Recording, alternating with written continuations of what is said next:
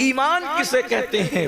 اگر دو جملوں میں بیان کیا جائے تو میں اتنا کہہ سکتا ہوں، اللہ کے رسول صلی اللہ علیہ وآلہ وسلم اللہ کی طرف سے جو کچھ لے کر کے آئے اس کو دل سے ماننا اور زبان سے اس کا اعلان کرنا، اس کا نام ایمان ہے۔ دل سے ماننا اور زبان سے اعلان کرنا، اقرار کرنا، اس کا نام ایمان ہے۔ حضور جو کچھ لے کر کے آئے، اپنی عقل کا گھوڑا نہیں دوڑانا، حضور جو کچھ لے کر آئے ہمیں ماننا ہے۔ اور یاد رکھنا ایمان کی طاقت کیا ہے، ایمان کی قوت کیا ہے۔ بڑی بڑی طاقتیں، ہتھیار کی طاقتیں جس کے سامنے سجدہ ریز ہے اسے ایمان کہتے ہیں۔ ایمان کتنا پاورفل ہے، ایمان کتنا عظیم ہے، یہ ایمان ہی ہے۔ جب ایمان کسی قوم کو نصیب ہو جاتا ہے تو عرب کے بوریا نشین قیصر و کسریٰ کے تاجدار بن جاتے ہیں۔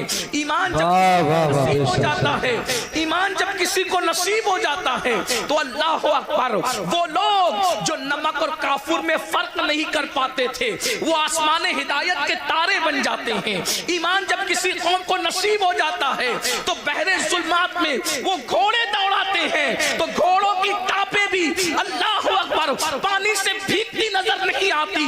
اسی لیے تو اقبال نے کہا تھا کہ اذانے کبھی یورپ کے کلیساؤں میں اور افریقہ کے تپتے ہوئے صحراؤں میں دشت تو دشت ہے، دریا بھی نہ چھوڑے ہم نے، بحر ظلمات میں دوڑا دیے گھوڑے ہم نے۔ ایمان کیا ہے؟ اللہ اکبر، ایمان اتنی عظیم طاقت ہے کہ فرشتے بھی ایمان والوں کو رشک کی نگاہ سے دیکھتے ہیں۔ ایمان اتنی عظیم قوت ہے کہ اللہ اکبر، دیوان گانے عشق محمد کو دیکھ کر گھبرا گئی ہے گردش دورہ، کبھی کبھی گردن میں ہاتھ ڈالے ہیں ماہ و نجوم نے، گزرا ان حدوں سے مسلمان کبھی کبھی ایمان کامل نصیب ہو جاتا ہے تو فرشتے باز نیچے رہ جاتے ہیں، مومن کامل کا مرتبہ اس سے بلند ہو جاتا ہے۔ اللہ اکبر، ارے یہ ایمان ہی ہے۔ جب مومن اپنی قبر میں جاتا ہے تو نکیرین اس کی تعظیم کرتے نظر آتے ہیں۔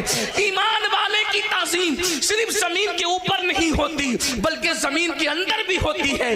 نکیرین جس کی تعظیم کرے اس کو مومن کامل کہتے ہیں، میرے امام کہتے ہیں۔ نکیرین کرتے ہیں تعظیم میری، نکیرین کرتے ہیں تعظیم میری، فدا ہو کے تجھ پہ یہ عزت ملی ہے۔ یاد رکھنا ایمان وہ قوت ہے، ایمان والوں سے کبھی کوئی جیت نہیں سکا، ایمان والے کبھی ہارے نہیں۔